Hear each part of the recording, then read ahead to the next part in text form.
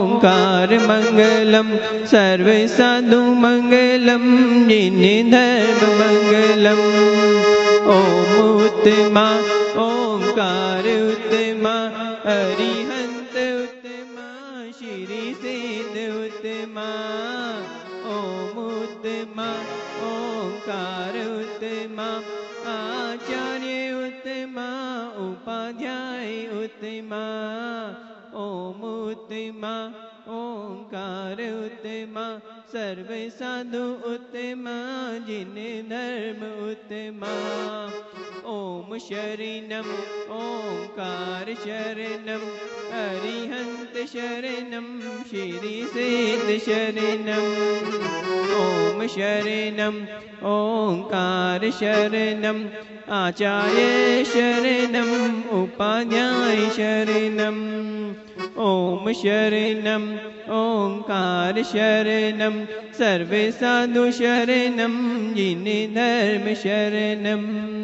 ओम को नमन ओंकार को नमन विराग सागर को नमन सारे संग को नमन। बोले महावीर भगवान की जय। बोले 108 घनाचार्य श्री विराग सागर जी महाराज जी की जय। नमो। बाहर से आए हुए पधारे हुए साधर्मी बंधु आज हमारे बीच में पधारे हैं। श्री विनोद जी जैन नागौर से, श्री नरेश जी जैन ग्वालियर से और श्री देवेंद्र जी जैन खजुराहो से। उन तीनों महानुभावों से अनुरोध है कि वो सब परिवार यहाँ पधारे और वात्सल्य रत्नाकर आचार्य 108 श्री विमल सागर जी मुनि महाराज की और तपस्वी सम्राट 108 श्री सन्मत सागर जी महाराज के चित्र का अनावरण करेंगे। उस तत्पश्चात दीप प्रज्वलन कर आचार्य श्री का गणाचार्य श्री का पाद प्रक्षालन करेंगे।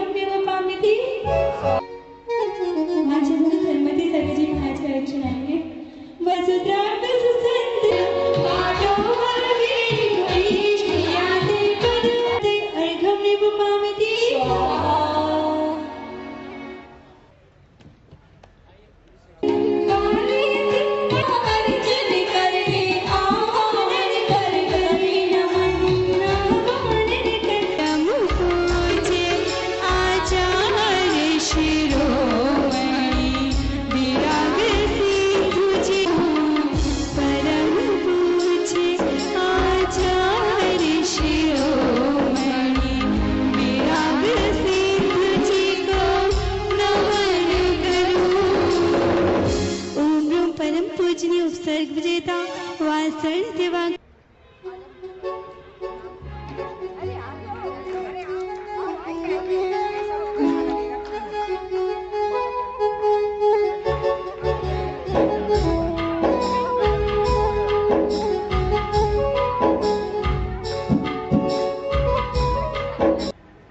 वंदन करते हुए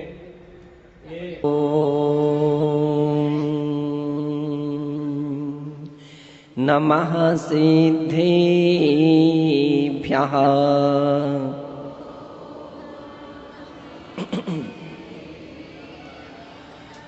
ॐ नमः सिद्धेभ्यः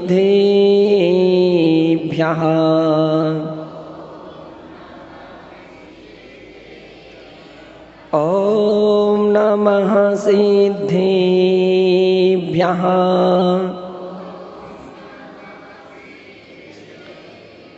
ॐ नमः सिद्धेभ्यः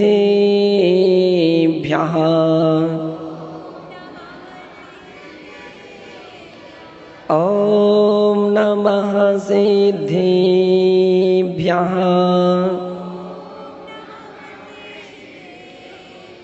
ॐ नमः सिद्धेभ्यः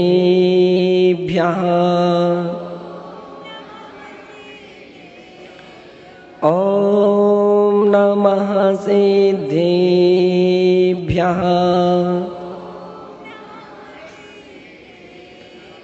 ओकारं बिन्दुसंयुक्तं नित्यं ध्यायन्ति योगिनः कामिदं मोक्षदं चैव ओंकाराय नमो नमः अविरल शब्दघनोघ प्रक्षालित सकल भूतल मले कलंका मुनि विरूपासित तीर्था सरस्वती हरित नो दुरितानि अज्ञानतिमिरान्धानान् ज्ञानाञ्जन शलाकया चक्षुरुन्मीलितं येन तस्मै श्रीगुरुवे नमः। श्रीगुरुवे नमः। परम्पराचार्य गुरुवे नमः। सकल कलुष विध्वंसकं श्रेयसां परिवर्धिकं धर्म संबंधिकं भवजीव मनः प्रतिबोधिकारकमिदं शास्त्रं श्री परमात्म प्रकाश ग्रंथ नामधेयम् अस्य मूल ग्रंथ कर्तारः श्री सर्वज्ञ देवाः प्रतिगणधर देवाः तदुत्तर ग्रंथ कर्तारः श्री गणधर देवाः प्रतिगणधर देवाः तेषां वचनानुसारमासाद्य आचार्य श्री योगिन्दुदेव विरचितं मंगलम भगवान वीरो मंगलम गौतमो गणी मंगलम कुंदिकुंदार्यो जैनिधर्मोस्तु मंगलम सर्वे मंगल मांगल्यम सर्वे कल्याणकारकम प्रधानम सर्वे धर्माणां जैनं जयतु शासनं जैनं जयतु शासनं जैनं जयतु शासनं जे जाया झाणाग्ये कम्मि कलंक डहेवी नित्य निरंजनिणाणिमये ते परम पिणवेवी नमो वरिहंताणं नमो सिद्धाणं नमो आयर्याणं नमो उवज्झायाणं नमो लोये सव्यसाहूणम्। जय बोलिए अनंतानंत सिद्ध परमेष्ठी भगवान की, देवाधिदेव श्री महावीर भगवान की, विश्व वंदनीय श्री 24 तीर्थंकर भगवान की, परम पूज्य आचार्य श्री योगिन्दुदेव मुनि महाराज की, परम पूज्य वात्सल्य दिवाकर गुरुदेव आचार्य श्री विमल सागर जी मुनि महाराज की, परम पूज्य तपस्वी सम्राट गुरुदेव आचार्य श्री सन्मति सागर जी मुनि महाराज की, अहिंसामय जैन धर्म की।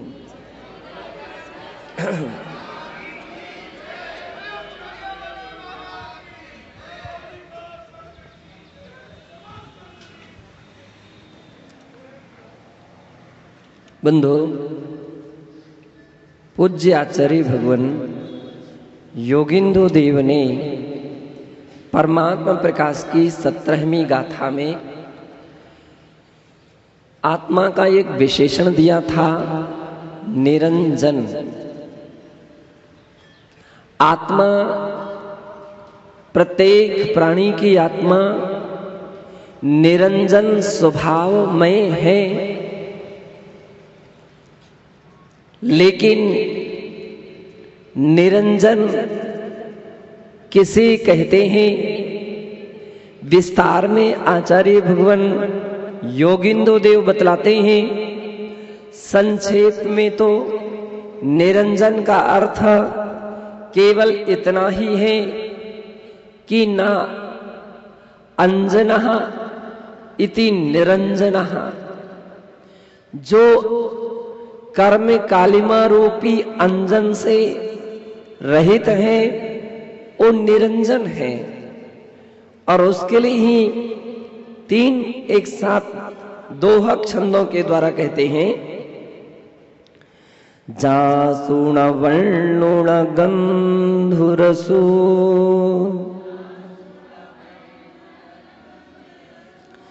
जासुण सद्गुण फासु जासुण जम्मणु मरणोणवी णाओ निरंजनु तासु।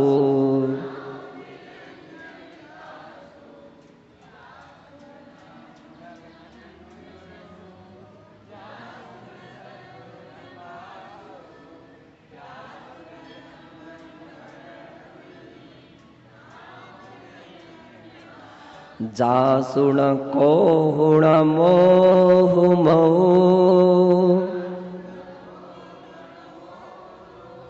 जासुण मायण माणु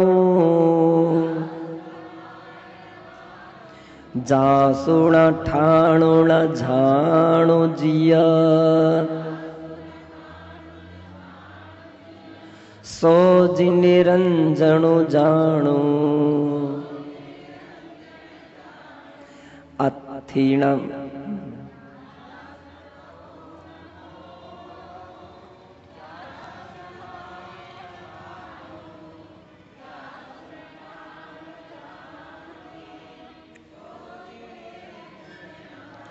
अथीण वर्णु पुण्णुण पाओ जसो अथीण हरिसु बिसाओ अथीण इको विदो सुजसो सोज निरंजनु भाओ।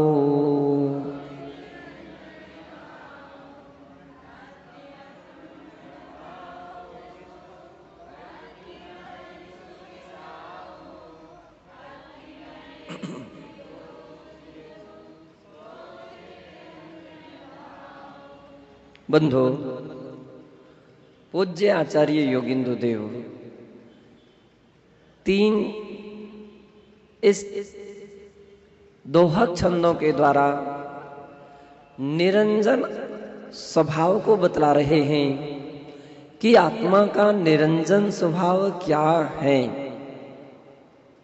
हम किसे निरंजन कहें, कैसे हम उस निरंजन स्वभाव को जाने, क्योंकि जब तक हम अपने इस स्वभाव को नहीं जान पाते हैं बंधो, तब तक उसे पहचानना जब तक संभव नहीं हो पाता तो उसे पाना भी संभव नहीं हो सकेगा। जोहरी की दुकान पर वही जोहरी सफल हो सकता है जो कांच और रत्नों की परख रखता हो। जैसे कांच और रत्नों के स्वरूप का ज्ञान हो, वो आराम से रत्नों को रत्न के रूप में और कांच को कांच के रूप में जान सकता है। जिसे यह ज्ञान ना हो तो वह पहली बात तो ना तो रत्नों को रत्न समझ पाएगा और ना कांच को कांच समझ पाएगा। उसके जीवन में कितनी बार बड़े बड़े धोखे हो सकते हैं कि कांच के धोखे में रत्न बेच दे, कहीं रत्न के धोखे में कांच खरीद ले, ऐसा भी हो सकता है। और जब ऐसा हो जाता है तो उसके लिए केवल पछताना रह जाता है, अपने माथे को धुनता रह जाता है कि मेरे ये बहुत बड़ी मिस्टेक हो गई, रत्न के धोखे में कांच खरीद लिया है। जहां रत्नों की बहुत कीमत होती है वहां निर्मूल्य कांच खरीद लिया, जिस कांच की कोई कीमत नहीं है और रत्नों की कीमत पर खरीदा है। बंधो, कांच तो आपका रत्नों की कीमत में खरीदा जा सकता है लेकिन बेचा नहीं जा सकता है।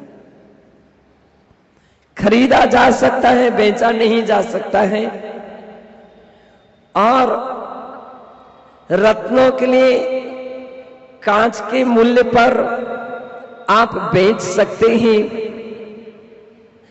रत्नों के लिए कांच के मूल्य पर खरीद सकते हैं और कांच को रत्नों के मूल्य पर नहीं। रत्नों के लिए कांच के मूल्य पर खरीद सकते हैं और कांच को रत्नों के मूल्य पर आप बेच सकते हैं। कांच रत्नों की कीमत में बिक सकता है लेकिन बंधु खरीदा नहीं जा सकता है। पूज्य आचार्य भगवान कहते हैं कि उसके लिए आवश्यक है कि रत्नों को रत्न समझे और इसकी पहले प्रैक्टिस करे। बहुत सारे जयपुर में जोहरी हैं और जोहरी मार्केट में तो जोहरियों की लेन लगी रहती है। इस बात की अच्छी अच्छी परख रखते हैं और अपने बच्चों के लिए काफी समय तक साथ में बैठालते हैं और धीरे धीरे उनको उसका ज्ञान कराते हैं, तब कहीं वे बच्चे उस कार्य में सफल हो पाते हैं। क्योंकि जोहरी का काम तो एक ऐसा है कि लाभ मिले तो थोक में और घाटा लगे तो भी थोक में लगता है। बंदो, उसे उसका ज्ञान कराना आवश्यक होता है। पूज्य आचार्य भगवान इसी प्रकार से परमार्थ के विषय में भी बतलाना चाहते हैं कि यदि आपने अपने आत्मा के स्वभाव को नहीं परखा तो आपके जीवन में भी बहुत बड़ा धोखा हो सकता है, बहुत बड़ा धोखा हो सकता है। आप कहीं आत्मा को छोड़ करके पुद्गल को पकड़ ले और यही समझ ले यही मेरी आत्मा है। पुद्गल को ही, शरीर को ही आत्मा मानने वाले संसार में भी बहुत सारे लोग हैं जिन्होंने शरीर को आत्मा मान लिया है। शरीर के विनाश पर आत्मा का विनाश मानते हैं। बंधो, ऐसे लोग संसार में हैं तो उनके जीवन में तो धोखा ही धोखा है। जो विनाशिक वस्तु है, आपने पुद्गल रूप आत्मा को माना है तो उसकी अवस्था भी बदलती रहेगी। पुद्गल परद्रव्य है, ज्ञान, दर्शन, सुख इत्यादि गुणों से रहित है। और आप जब पुद्गल रूप आत्मा मान लेंगे तो आपके लिए भी कभी भी सुख की प्राप्ति नहीं हो सकेगी, अनंत ज्ञान की प्राप्ति नहीं हो सकेगी, क्योंकि ये गुण पुद्गल में नहीं पाए जाते हैं। सुख गुण आत्मा का है, आत्मा में रहता है।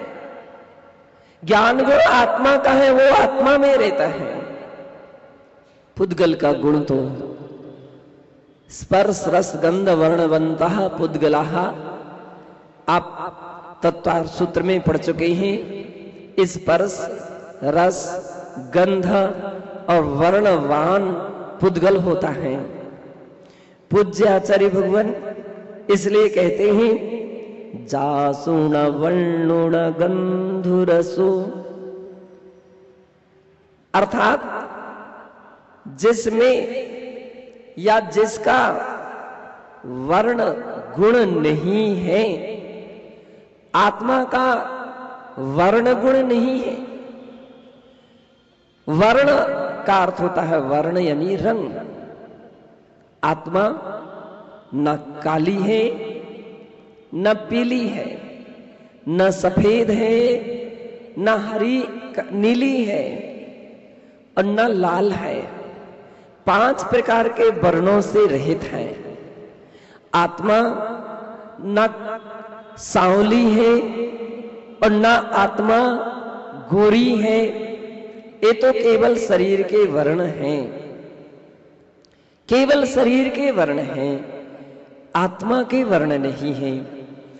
क्योंकि आत्मा अरूपी है। जो रूप रहित है उसके काला नीला पीला नहीं रहेगा, और यदि काला नीला पीलापना हो गया तो वह अरूपी नहीं रहेगी, अरूपी नहीं रहेगी। काला पीला इत्यादि पुद्गल के गुण हैं, आत्मा के गुण नहीं। इसलिए बंधु आत्मा अरूपी है, उपौद्गलिक नहीं है। वर्णो न गंधु, वर्ण गुण नहीं है तो गंध गुण भी नहीं है। किसी की आत्मा सुगंधित हो या किसी की आत्मा दुर्गंधित हो, ये नहीं हो सकता है। शरीर सुगंधित हो सकता है, शरीर दुर्गंधित हो सकता है, क्योंकि शरीर पुद्गल है। आत्मा न सुगंधित होती है न दुर्गंधित होती है। अगंध गुण आत्मा का है, गंध रहित आत्मा का गुण है। और गंधु रसो, रस गुण भी आत्मा का नहीं है। खट्टा मीठा चरपरा कसायला और कड़वा, ये 5 गुण, ये 5 प्रकार के रस केवल पुद्गल में पाए जाते हैं। जो मूर्तिक है उसमें संभव है, जो अमूर्तिक है उसमें संभव नहीं है। ये संभव है कि शरीर का कोई ना कोई रस हो, लेकिन आत्मा का रस नहीं होता है। आत्मा का कोई रस नहीं होता है, आत्मा का कोई स्वाद नहीं होता है, और आत्मा कोई खाई नहीं जा सकती है। आत्मा नहीं खाई जा सकती है, क्योंकि आत्मा तो अरूपी है, अमूर्तिक है। इसलिए आचार्य कहते हैं जासुण वर्णुण गंधु रसो जासुण सद्दुण फासो। और आत्मा का सद्दुणा, आत्मा का कोई शब्द नहीं है। शास्त्रीय भाषा में 7 प्रकार के स्वर कहे गए हैं। सारे गामा पाधा नी, एक देश नाम है। परिपूर्ण नाम सा का अर्थ सड़ज है, रा का अर्थ ऋषभ है, गा का अर्थ गांधार है, मा का अर्थ मध्यम है, धा का अर्थ धैवत है और ना का अर्थ निषाद है। ये 7 प्रकार के जो स्वर 5 का अर्थ पंचम है, ये 7 प्रकार के जो स्वर हैं बंधो, इन नियम से केवल पुद्गल के ही पर्याय हैं, आत्मा की नहीं है। एक व्यक्ति ने एक बार मुझसे पूछा कि बोलता कौन है, शरीर बोलता है कि आत्मा बोलती है। अब उसका प्रश्न बहुत सहज था, शरीर बोलता है कि आत्मा बोलती है। मैंने कहा कि आप ही बतलाइए कि शरीर बोलता है कि आत्मा बोलती है। विनोद भैया, शरीर बोलता है कि आत्मा? आत्मा बोलती है। यदि आत्मा बोलती है तो फिर अशरीरी सिद्धों को भी बोलना चाहिए, अशरीरी सिद्धों को भी बोलना चाहिए, उनकी भी दिव्य ध्वनि खिरना चाहिए। लेकिन बंदो, सिद्ध भगवान नहीं बोलते हैं, इसलिए आत्मा नहीं बोलती है। अब और कोई बतलाए कि कौन बोलता है? पवन जी, कौन बोलते हैं? बतलाओ, शरीर बोलता है कि आत्मा? अब तो आप कहेंगे शरीर बोलता है। बहुत सही बात कही कि शरीर बोलता है। अब उसका प्रश्न था, यदि शरीर बोलता है तो फिर एक मुर्दे को भी बोलना चाहिए, एक मुर्दे को भी बोलना चाहिए। लेकिन मुर्दा नहीं बोल रहा है, मुर्दा नहीं बोल पा रहा है। अब तो प्रश्न उलझ गया। अब कोई तीसरा व्यक्ति बतलाए कि कौन बोलता है, तो तीसरा प्रसंग खड़ा हो जाएगा और नरेंद्र डॉक्टर साहब बतलाएंगे शरीर बोलता है और आत्मा बुलवाती है, उन्होंने कहा। अब शरीर बोलता है, आत्मा बुलवाती है, तो बुलवाने वाली आत्मा और बोलने वाला शरीर। अब उत्तर आपके लिए समस्या खड़ी है कि घंटा बजाया या घंटा बजा। अब तो वहां बुलवाने वाली तो आत्मा नहीं थी, अब वहां आत्मा नहीं थी। आप कह दो कि बजाने वाला तो था कोई। अगर ऐसा माने कि कोई बजाने वाला था, तो बादल गरज रहे हैं, उनको गरजाने वाला कौन था? उलझ गए ना। अब और हाँ दादाजी,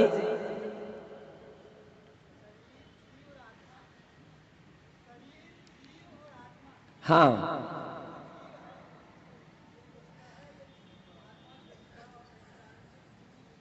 दादाजी, आप तो और उलझ गए। आपने जीव और आत्मा में भी अंतर कर दिया।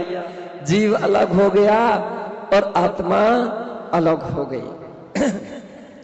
एक दृष्टि से फिर भी हम मान सकते हैं 10 प्राणों के संयोग को हम जीव कह दें और चैतन्य स्वरूपी आत्मा कह दें।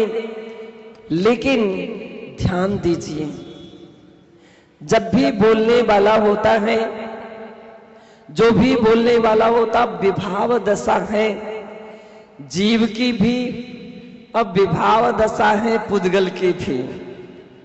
दोनों की विभाव दशा है, स्वभाव दशा नहीं है।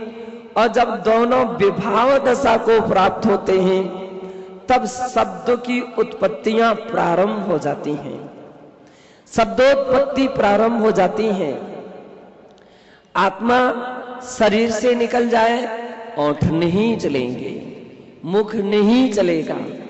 और बंधो, यदि शरीर आत्मा शरीर से रहित आत्मा हो जाए, शरीर आत्मा से अलग हो जाए, तो सिद्ध नहीं बोल सकते हैं।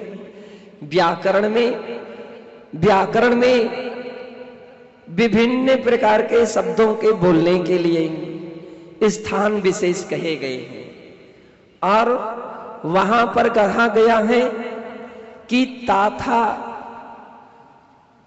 ऋतु लसाना मूर्धा, ऋतु लसाना मूर्धा, रिरी और लिरी, ये जो शब्द बोले जाते हैं वो मूर्धा से बोले जाते हैं। और ऋतु रसानाम दंता, ता और था, ये जो बोले जाते हैं तो ये दांत की प्रधानता से बोले ताले जाते हैं। और ऋतु रसाना मूर्धा, ये मूर्धा से बोले जाते हैं। का खा इत्यादि कंठ स्थानीय है, एक कंठ की प्रधानता से बोले जाते हैं। पाफा ओष्ठ स्थानीय है, ओ ओष्ठ की प्रधानता से बोले जाते हैं। ला ये जिह्वा मूलीय है, जिह्वा से बोला जाता है। ना मा इया ए नासिका प्रधान है, मां ए नासिका से बोले जाते हैं। यदि नाक बंद कर दे और कहें कि आप ना बोलो तो आप ना नहीं बोल सकेंगे। यदि आपके ओंठ बंद कर दिए जाएं और कहा जाए पा बोलो तो पा नहीं बोल सकते हो।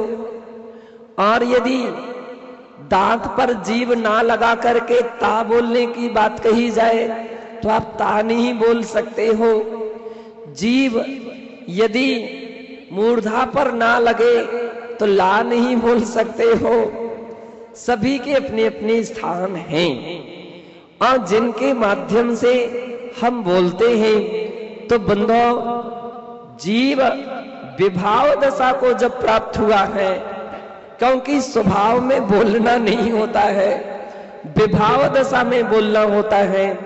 और पुद्गल शुद्ध स्वभाव में तो अणु के रूप में रहता है, परमाणु के रूप में रहता है। बंधो, उसमें शब्द नहीं हो सकता है। जब दो या इससे अधिक परमाणु मिलते हैं, स्कंद बनता है और स्कंद से टकराते हैं, तब कहीं शब्दोत्पत्ति होती है।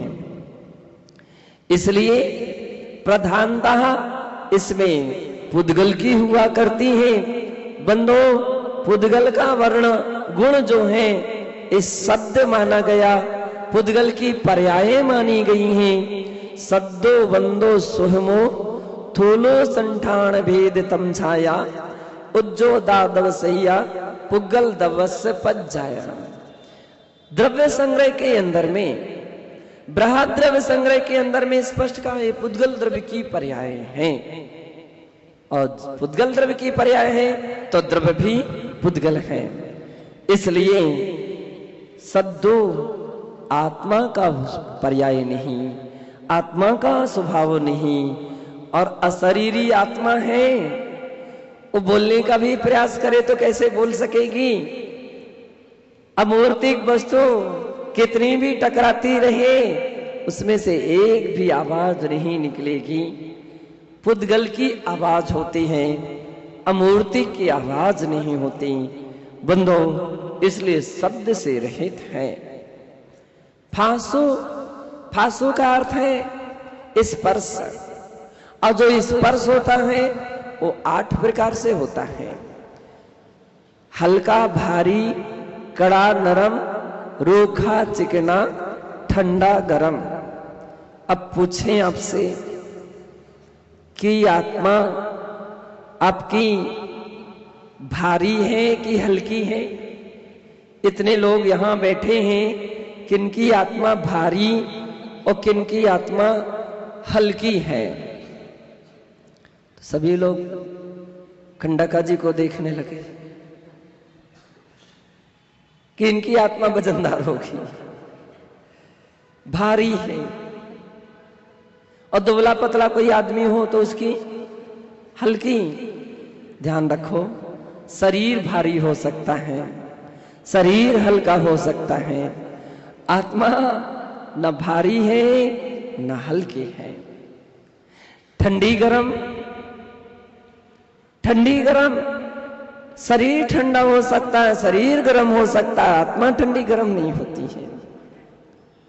रूखी चिकनी शरीर हो सकता है, आत्मा नहीं हो सकती है।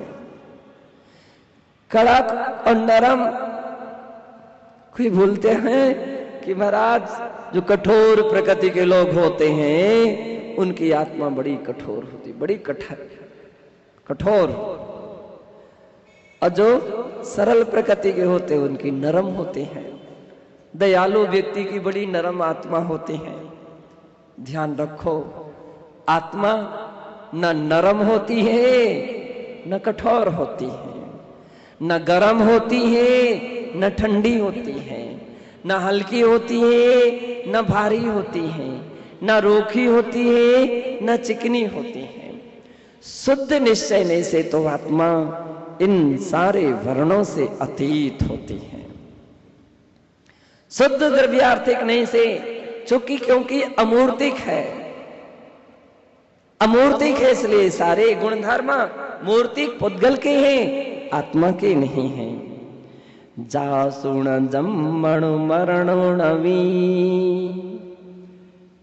और जासुण जम्मु जन्म होता है ना, किसका? रविंद्र भैया जी, किसका जन्म? जन्म और मरण, किसका मरण? केवल शरीर का। जन्म लेने वाला भी शरीर है, अब मृत्यु भी शरीर की होती है। आत्मा की जन्म नहीं होता, आत्मा तो अजन्मा है, अजन्मा है, और आत्मा की कभी मृत्यु नहीं होती है। आत्मा तो अमर है, वो कभी मरता नहीं है। जन्म मरण से अतीत आत्मा हुआ करते हैं। यदि कोई व्यक्ति आत्मा का जन्म मानने लग जाए तो पुनर्जन्म की परंपरा गलत हो जाएगी। आत्मा का जन्म मानने लग जाए, आत्मा का मरण मानने लग जाए तो पुनर्जन्म नहीं हो सकता है। और चार्वाक मत तो है ही, वो तो आत्मा का जन्म और आत्मा का मरण भी मानता है। इसलिए वह कहता है यावत जीवम सुखम जीवित ऋणम गत्वा घृतम पिबेत। जब तक जीना है तो आराम से जियो, कर्ज ले ले करके जियो, कर्ज ले ले करके जियो, क्योंकि भस्मीभूत देहस्य पुनरागमन कुतः। शरीर की भस्म हो गई तो फिर इसका पुनः आगमन कैसे हो सकता है? बंधु, ऐसा विचार कर करके व्यक्ति पाप का बोझ लादता जाता है, और लादते लादते अनाप शनाप कर्मों का बंद करके दुर्गति का पात्र बन जाता है। सोच लीजिए, कोठिया जी ने एक बार अपने मित्र से कहा, जब उनके मित्र ने कहा कि कोठिया जी क्या आप शरीर को सुखाते रहते हैं, कभी रात्रि भोजन नहीं, कभी आलू नहीं, कभी प्याज नहीं, कभी होटल का नहीं, कभी ऐसा वैसे नियम आप लेते रहते हैं, कहीं अष्टमी का उपवास, कहीं चतुर्दशी का उपवास, कहीं हरी नहीं, कहीं बूरा नहीं, शरीर को सुखा रहे हो। किसने देखा स्वर्ग नरक? कोठिया जी ने कहा स्वर्ग नरक तो ऐसी वस्तु नहीं है कि जिसे हम दिखा सकें या ले जा करके बता सकें। ये तो जब जो व्यक्ति स्वर्ग नरक पहुंचेगा तब उसे पता चल जाएगा। बोले क्यों आप व्यर्थ के शरीर को सुखा रहे हो? बोले यदि कदाचित स्वर्ग नरक नहीं रहा, कोई परेशानी नहीं मुझे। हमने यदि हरी नहीं खाई तो मुझे कोई तकलीफ नहीं हुई। एक दिन भोजन नहीं किया तो मेरा जीवन नहीं चला गया। यदि मैंने कोई एकासन कर लिया, मीठा नहीं खाया तो कोई परेशानी नहीं रही। धर्म मान करके हमको आनंद तो आ रहा है, साक्षात हम आनंद ले रहे हैं। परलोक को भूल जाओ, इस लोक में तो आनंद ले रहे हैं और स्वास्थ्य लाभ ले रहे हैं, स्वास्थ्य लाभ ले रहे हैं। डॉक्टर जब बोल देता है कि ब्लड प्रेशर हाई है तो आपको नमक नहीं खाना है और आप त्याग करते हैं, उसको नहीं खाते हैं। हम धर्म के नाम से त्याग करते हैं और स्वस्थ रहते हैं। शुगर और डॉक्टर कहता है शक्कर नहीं खाना है, हम पहले से उसका त्याग करके धर्म के रूप में आनंद भी लेते हैं और स्वास्थ्य लाभ भी लेते हैं। तो इसमें क्या बुराई है? काश यूं कहें कि स्वर्ग नरक रहा, क्योंकि दिखा तो हम भी नहीं सकते हैं और आप भी जाकर के मना नहीं कर सकते कि देख लो चल करके यहां नरक नहीं है। जैसे हम हाथ में रख करके उसके अस्तित्व को नहीं बतला सकते हैं, आप उसका उसी प्रकार से प्रत्यक्ष में निषेध नहीं कर सकते। काश रहा और हम ऋणम घृत्वा घृतम पवेत की परंपरा को चालू रखे रहे, कर्ज ले ले करके जीते रहे। यदि निकला तो क्या दुर्दशा होगी, तब तक हमारा पाप का बोझ कितना लद जाएगा, कितना बड़ा हो जाएगा और हम कितने गर्त में पहुंच जाएंगे, कितनी गहरी दुर्गति में नरकों में पहुंचेंगे, उसके विषय में भी सुन लीजिए। स्वर्ग ना मिले कोई परेशानी नहीं, कम से कम नरक तो ना मिले, इसलिए इसी रूप में त्याग हमारा सार्थक है और सफल है। बंधो, जब ऐसी बात उन्होंने कहा कि इससे तो हमारा जीवन भी चल रहा है और आनंद की अनुभूतियां भी हो रही हैं, इसलिए इसमें कौन सी बुराई है, ये बात सुनते ही उनके विचार चेंज हो गए। बोले कुठिया जी मान गया कि धर्म का अस्तित्व है और धर्म करना चाहिए, धर्म करते रहना चाहिए। कहने का तात्पर्य बंधो, जन्म और मरण केवल शरीर का होता है, आत्मा तो शाश्वत रहती है। जन्म मरण का अर्थ है पर्यायों का उत्पाद और पर्यायों का व्यय। नई पर्याय उत्पन्न होती है, पुरानी पर्याय नष्ट होती है, लेकिन उसके साथ अनुसूयुत रूप में रहने वाला जो द्रव्य है वो शाश्वत रहता है। मिट्टी का आप सोने के बर्तन को या सोने के आभूषण को पिघला करके दूसरा आभूषण बना सकते हैं। कुंडल का हार बन सकता है, हार का कड़ा बन सकता है, कड़े की करधनी बन सकती है, लेकिन पर्याय बदलती रहेंगी, सोना ज्यों का त्यों रहेगा। सोना ज्यों का त्यों रहेगा, वही क्वालिटी रहेगी, उसमें कोई अंतर नहीं आएगा। बंदो, पूज्य आचार्य भगवान कहते हैं जन्म और मरण केवल पर्यायों का होता है, आत्मा का ना तो आत्मा का आज तक मरण हुआ है, केवल पौद्गलिक शरीर का ही जन्म होता है, पौद्गलिक शरीर का ही केवल मरण होता है। इसलिए जिसका जन्म नहीं और जिसका मरण नहीं, ऐसी आत्मा का स्वभाव है।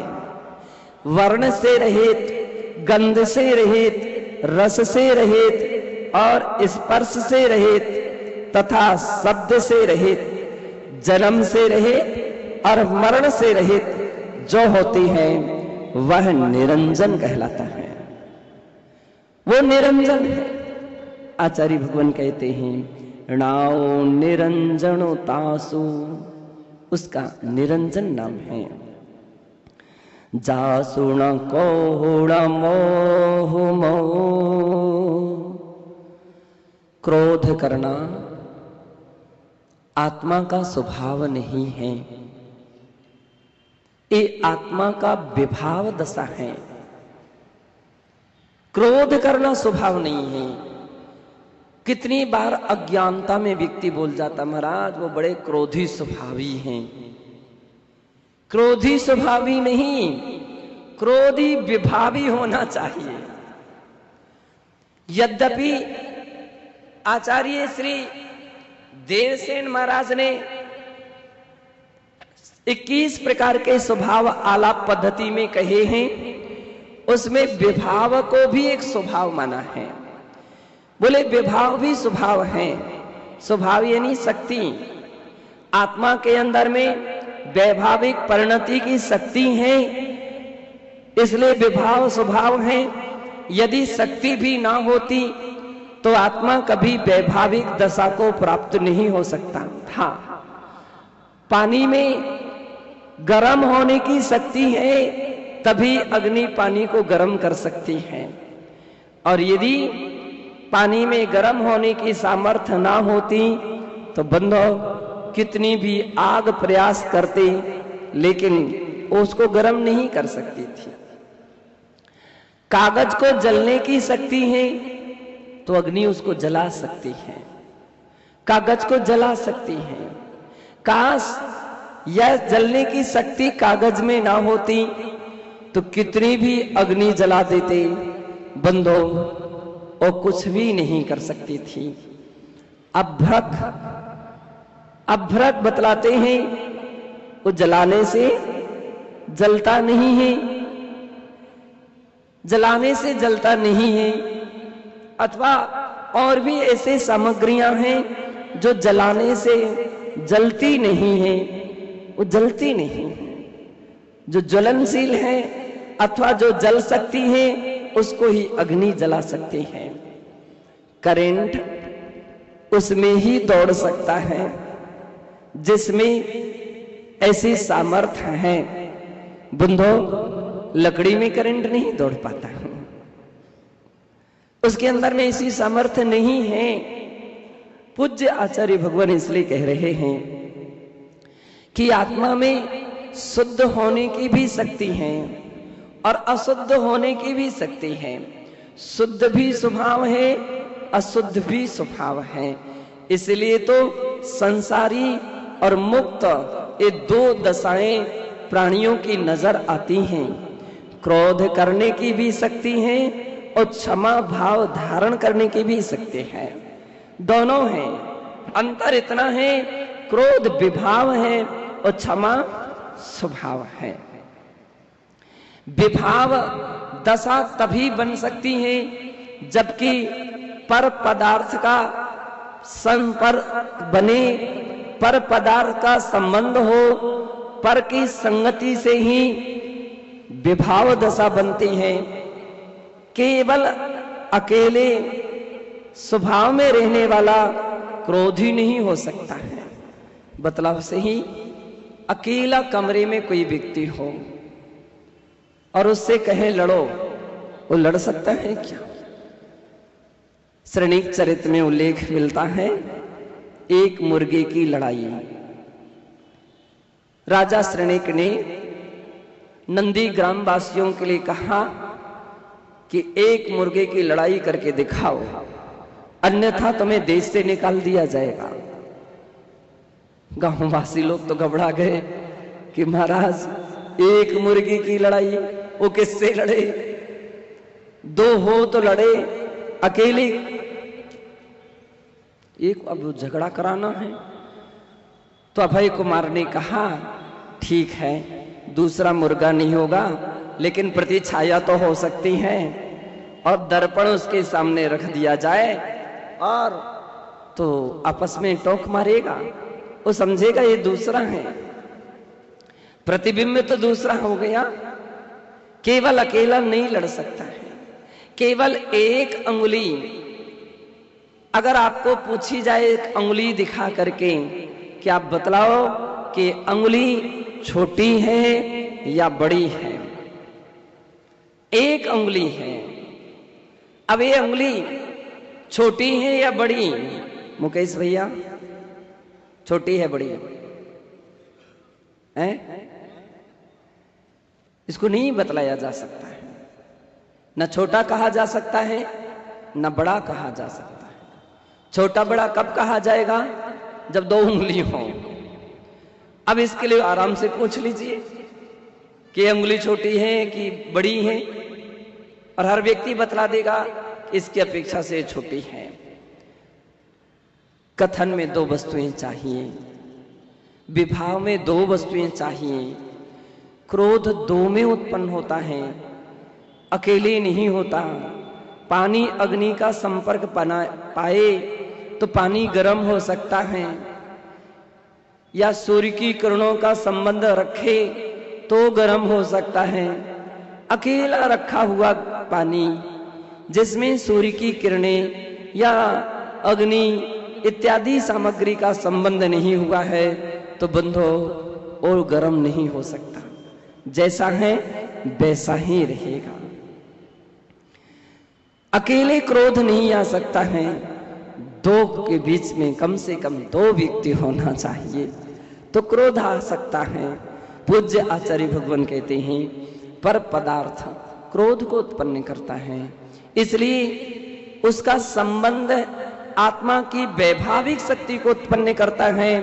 और जब आत्मा निश्चय में पहुंच जाए, स्वभाव में पहुंच जाए तो क्रोध रहेगा ही नहीं, क्योंकि क्रोध आत्मा का स्वभाव नहीं है, विभाव है।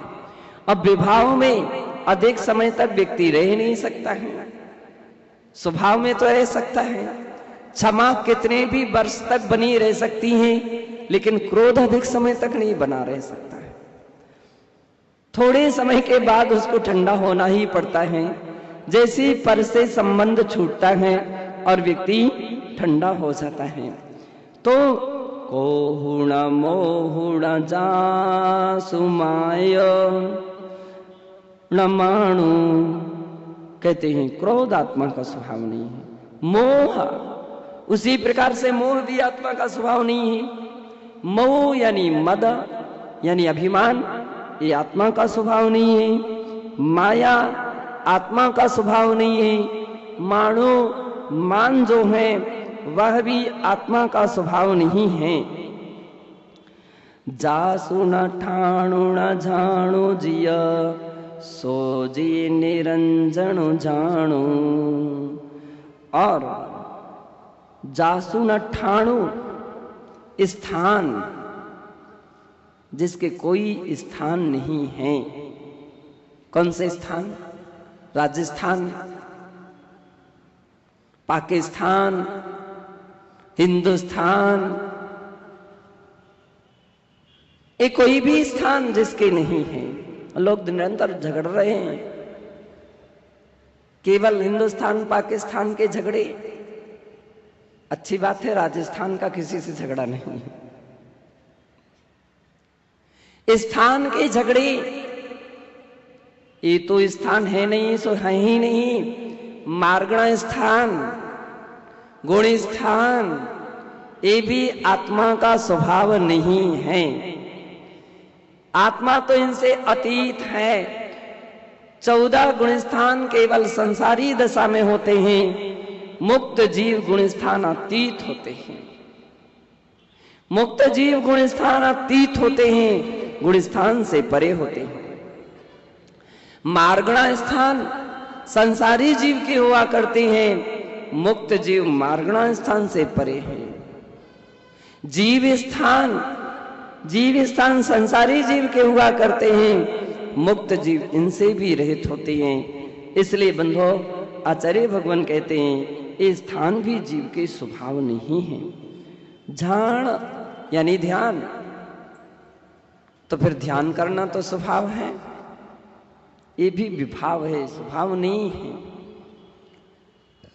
ये विभाव है। ध्यान रखना, धर्म ध्यान, शुक्ल ध्यान भी विभाव है। महाराज अभी तक तो हमने आर्त ध्यान रौद्र ध्यान को समझा था कि विभाव है, लेकिन आप कह रहे धर्म ध्यान शुक्ल ध्यान ये भी विभाव है। आत्मा की वैभाविक परिणतियां हैं। संसार में जब तक व्यक्ति और वो भी मोह के साथ है, ज्ञानावरण कर्म के साथ है, तब तक ध्यान का महत्व है। बंदो मोक्ष हो जाने के बाद, केवल ज्ञान हो जाने के बाद ध्यान का कोई महत्व नहीं रह जाता है। 13 में 14वां गुणस्थान संसारिक अवस्था है। फिर भी पूज्य आचार्य कहते हैं यहाँ पर जो ध्यान की बात कही गई वो भी औपचारिक है, ये वास्तविक नहीं है।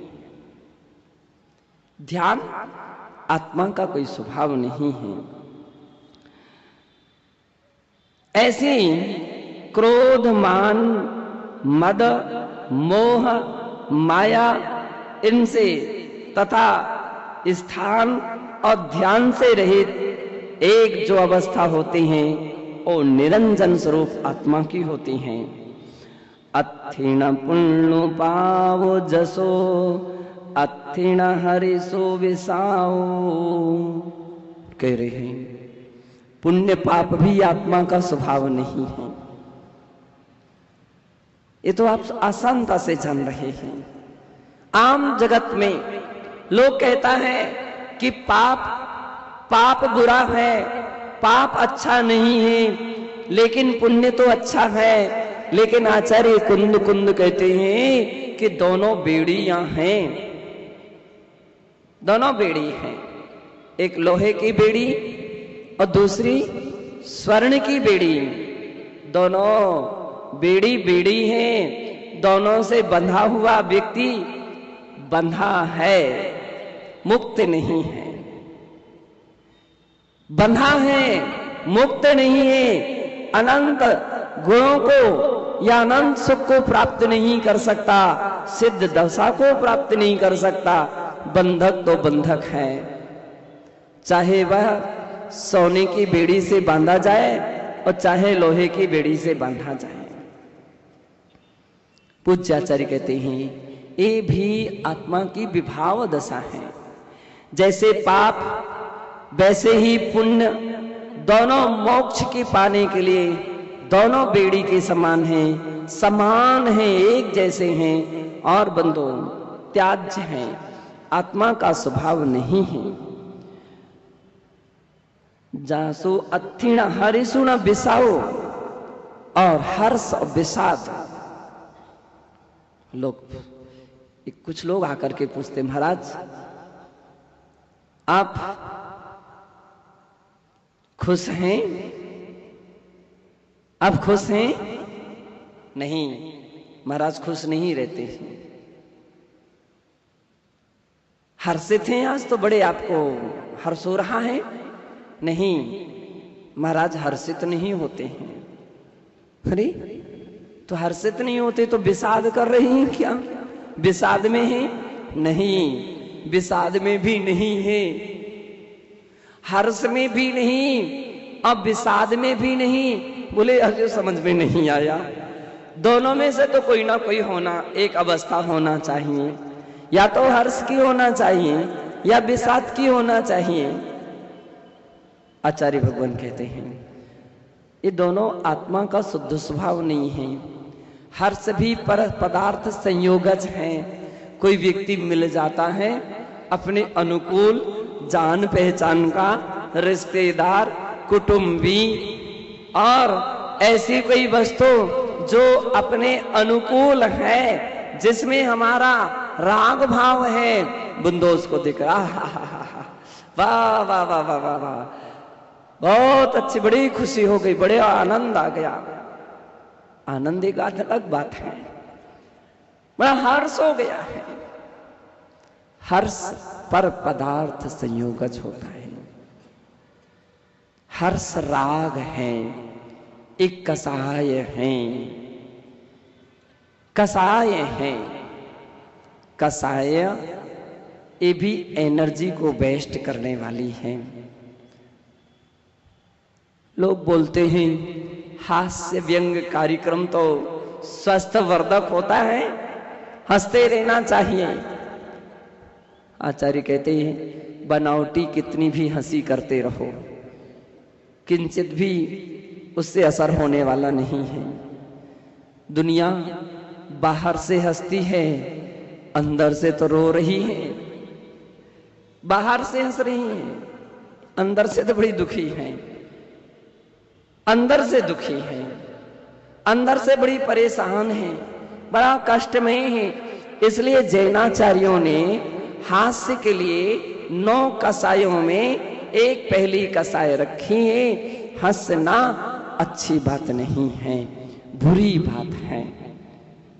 हंसना सो फंसना, हंसना सो फंसना, हंसे सो फंसे। हंसना बुरा है, प्रसन्न रहना अलग बात है, आनंदित रहना एक अलग बात है। आनंद और प्रसन्न तो ये दोनों दशा कसायातीत दशा होती हैं, जिसमें आकुलता व्याकुलता समाप्त रहती है, और बंदो आत्मा की सहज दशा होती है, वो प्रसन्नता है। वो दांत दिखने लग जाए, कहीं दांत दिखने लग जाए, लो सब लोगों ने अपने अपने दांत बंद कर लिए, सभी ने दांत बंद कर लिए। अब किसी के बड़े दांत हो, बेचारा क्या करेगा, कितनी भी ओंठ ऊपर करे उसके दांत बंद नहीं हो सकते।